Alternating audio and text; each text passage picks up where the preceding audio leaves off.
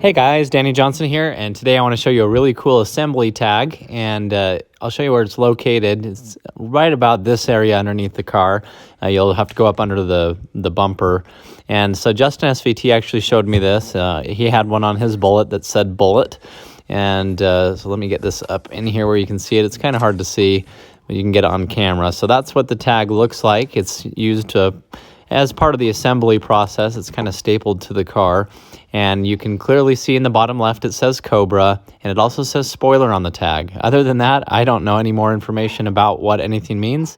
So definitely put it in the comments if you know any more information on what the other numbers and everything mean. But I'd be interested to see, since this one says spoiler on it, if the spoiler delete cars, what they would say there, or if that's even what that means. But anyway, I thought it was a cool little tag. Just wanted to show you.